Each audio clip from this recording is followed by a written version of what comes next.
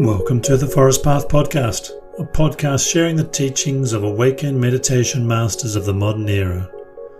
This episode is a talk given by the meditation master Ajahn Plien, and it's titled The Fundamentals of Meditation. I accessed this free distribution publication via the Buddha Sasana website. You can find links to the original text in the description below. May you all benefit from hearing this gift of Dhamma by a meditation master of the Thai forest tradition.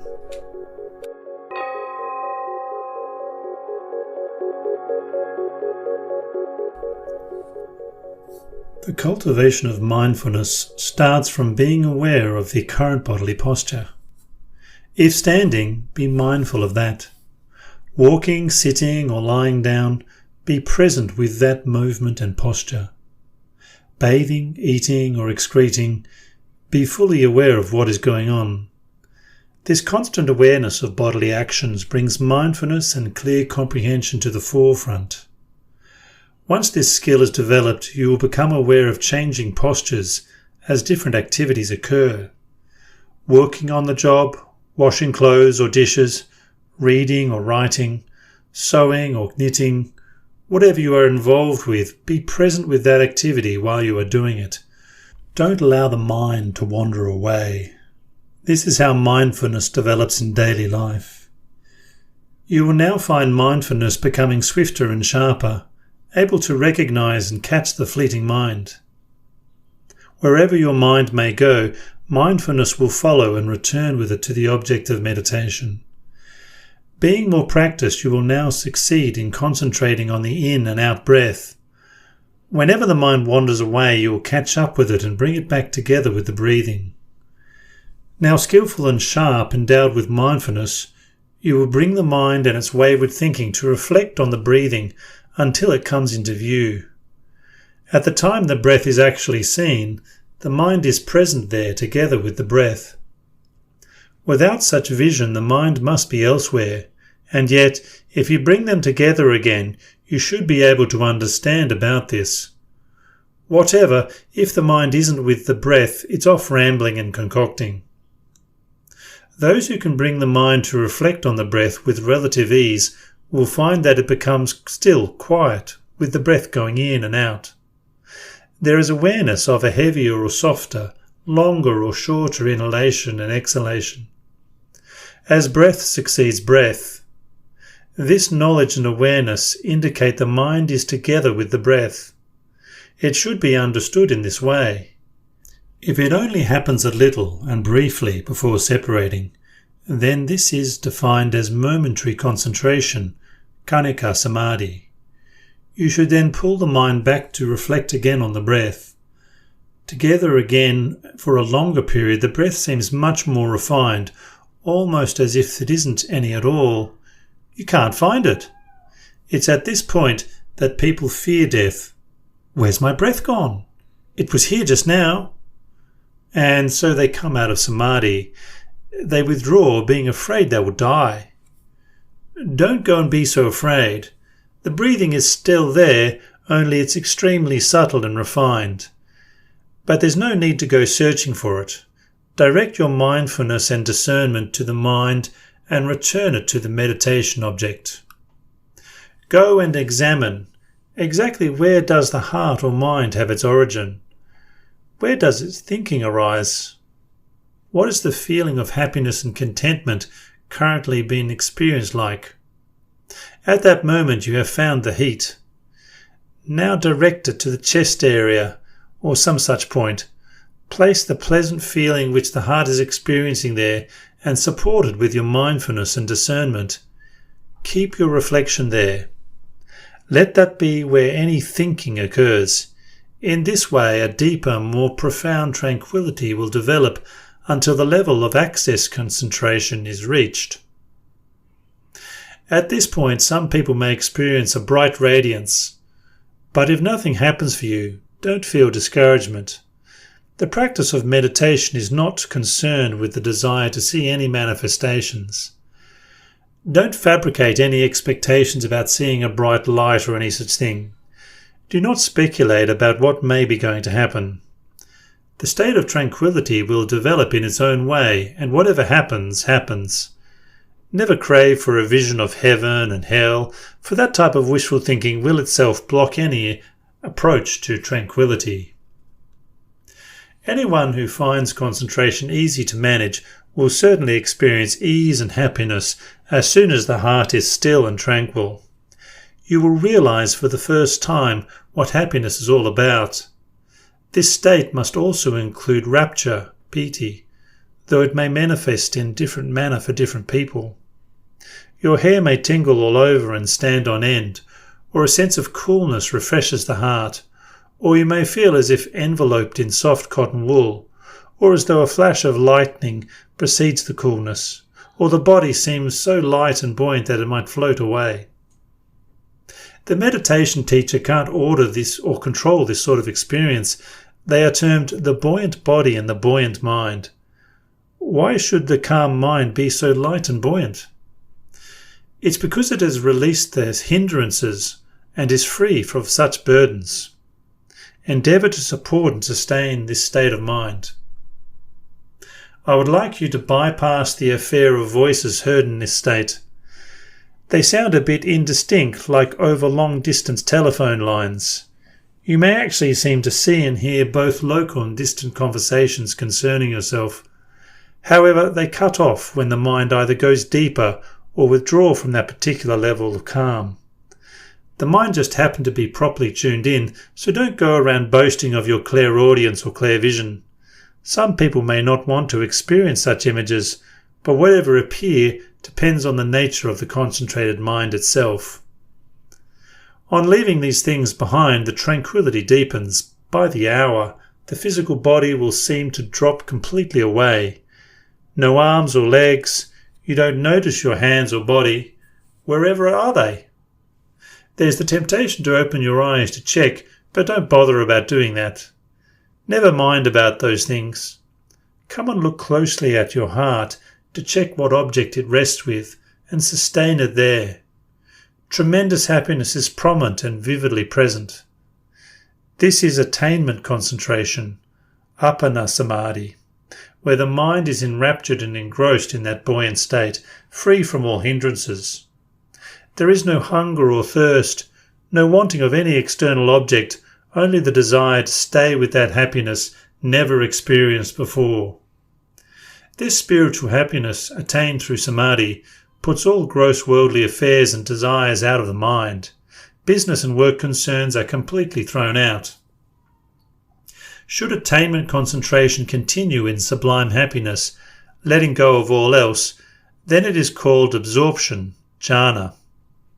This serenity is only a little different from the state of equanimity, upekkha. At this point, the question of other people comes up. Has anyone else experienced what I have?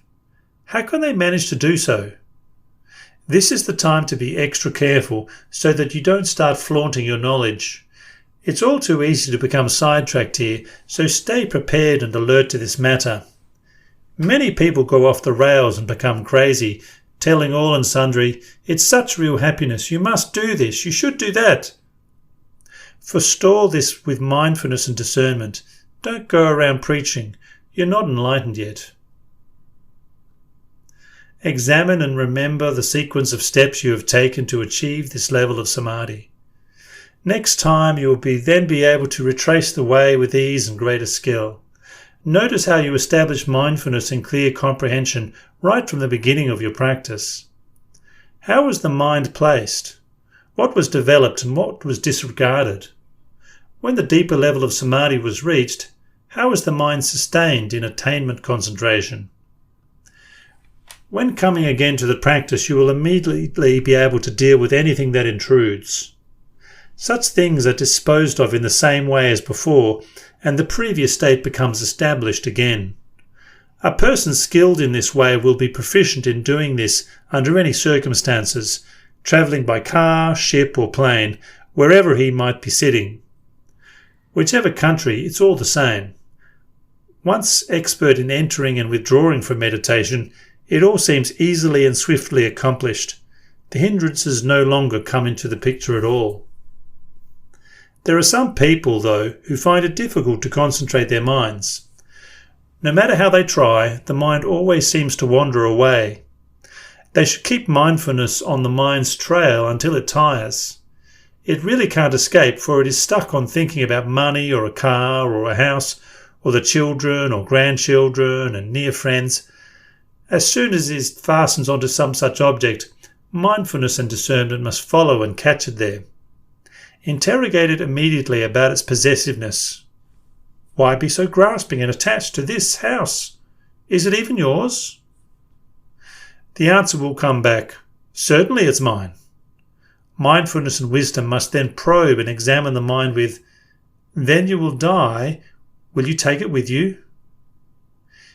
If it should admit that the impossibility of that, then follow up with that. Then why be so preoccupied with it? It's solidly built and isn't going to run away. The mind must be reprimanded and, when necessary, brought to order by intimidation. Such threats will leave the mind baffled and dazed, and it can then be led back to the meditation object, concentrating on the breathing. This is the way of wisdom developing samadhi, for those who find concentration difficult. It means using the right and most appropriate tactic, the best skillful means that accords with the situation. Once the mind is together with the meditation object, it is time to curb and restrain it there. Sustain it without allowing it to break away. On occasion, though, the mind will also deserve approval and praise. For instance, the wish to go and meditate will arise even in the midst of unfinished work. Try to nourish that intention by speedily tidying up any work which is left undone and which might remain a cause of uneasiness. However, as no task is ever completely settled, as soon as the right pause or lull appears, reward the mind's desire by quickly going away. Take the break sitting samadhi in your room, or think of a way to get away, like escaping via the bedroom. For it's when the mind wants to concentrate that the calm and tranquility will develop with special faculty, backed by the full force of faith. Any preoccupation will automatically be cut aside. The stilled mind brings happiness without any drawbacks or anxieties. It is content in itself. It's as if one likes the climate and atmosphere of some cave, forest or shady spot. The cool breeze blows and one feels relaxed and quickly becomes at ease. So the praiseworthy state of mind wishing to meditate must be encouraged to do so. If at night time the mind is very tranquil, then continue on with the practice until midnight.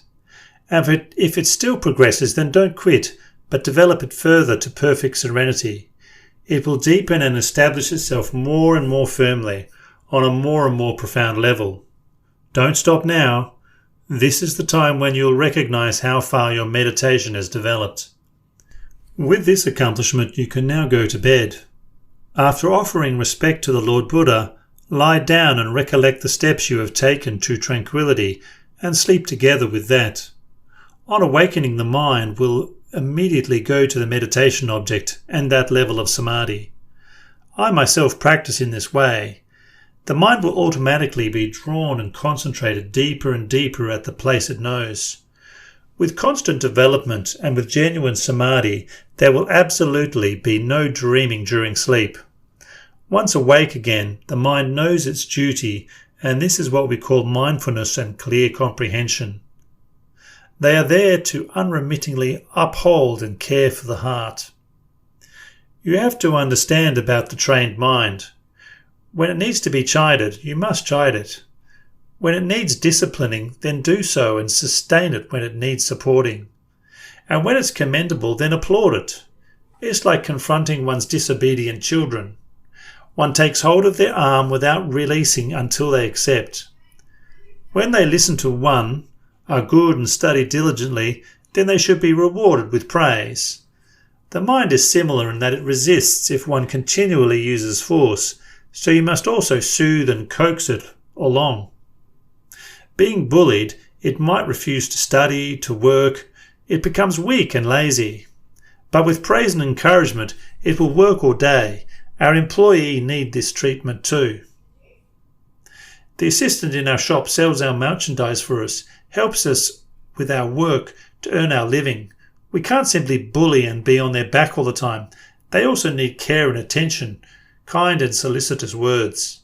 However, if a mistake is made, they will still need telling and correcting. The child is quiet and still because of wise handling on the part of the parents. They don't solely punish and bully, for otherwise the child may fail in his studies or even have a nervous breakdown. The serene mind also needs similar treatment with mindfulness and wisdom, carefully watching over and correcting it.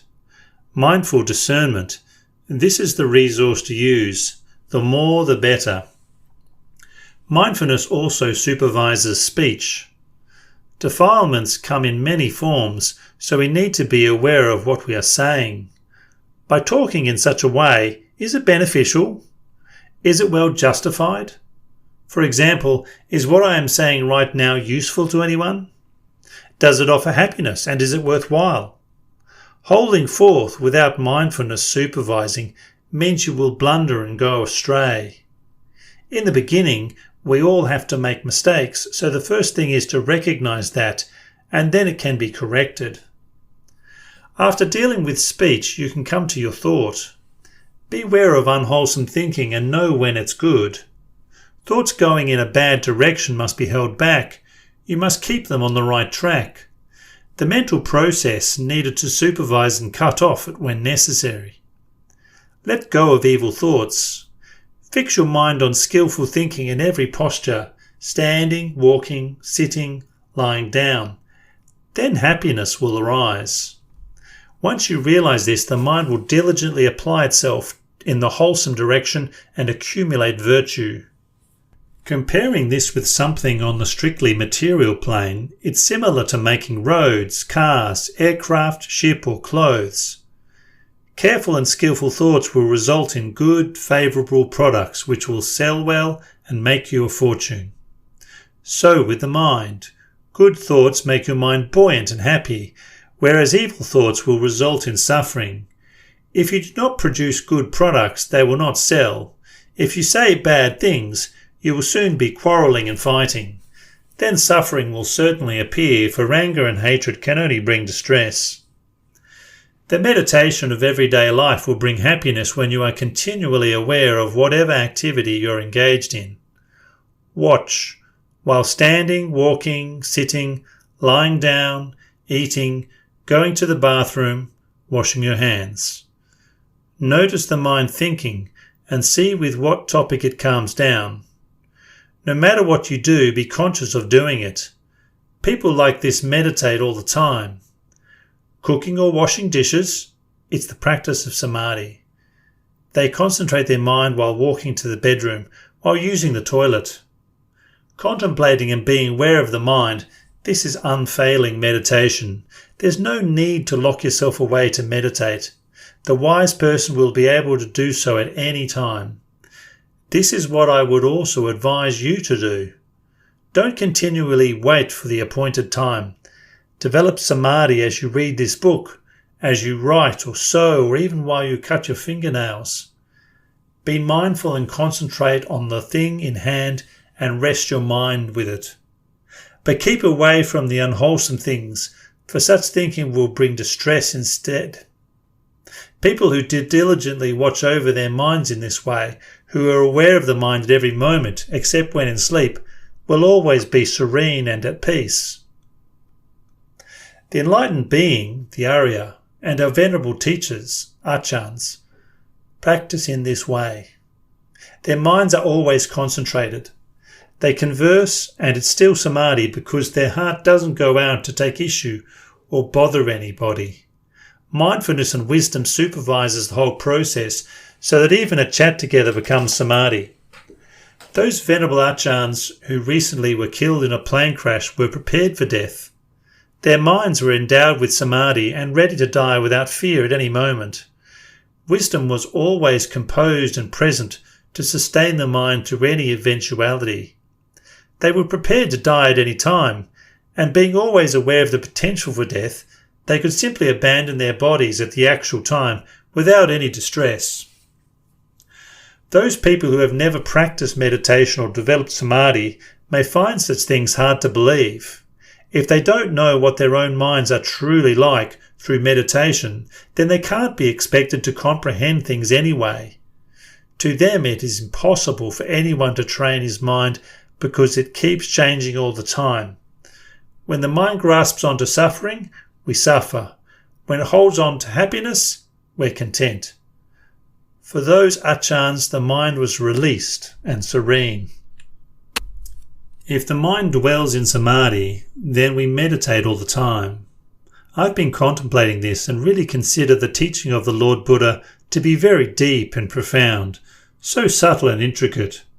It becomes clear how the purity of mind of those perfectly practiced and accomplished Ajahns might even suffuse their bones too. Why have the bone fragments found in the burned-out cremation pyre of the Venerable Ajahn Mun now become crystal, like clean and white relics?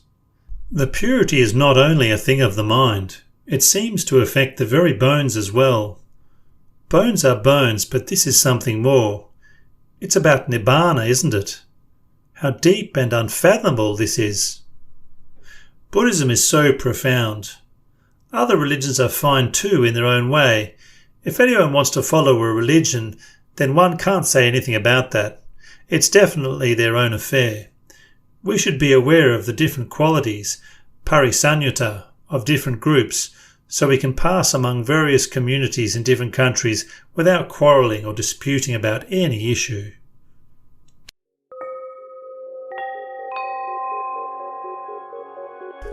That concludes the Dhamma teaching, Fundamentals of Meditation, by the Venerable Ajahn Plien Panyapatipo. If you'd like to hear more talks by Ajahn Plien and other meditation masters of the forest tradition, subscribe to the Forest Path podcast using your favourite podcast app. The Forest Path podcast is part of the Everyday Dhamma network. If you go to the everydaydhamma.net homepage, you can discover more about the other podcasts on the network also. This podcast is produced and narrated by Sol Hanna. If you like these audio resources that I'm making available for free in a convenient podcast format, you may want to become a supporter of the Everyday Dhamma network on the Ko-Fi Creators platform linked in the description below. Thank you for listening. May you all experience insight and peace.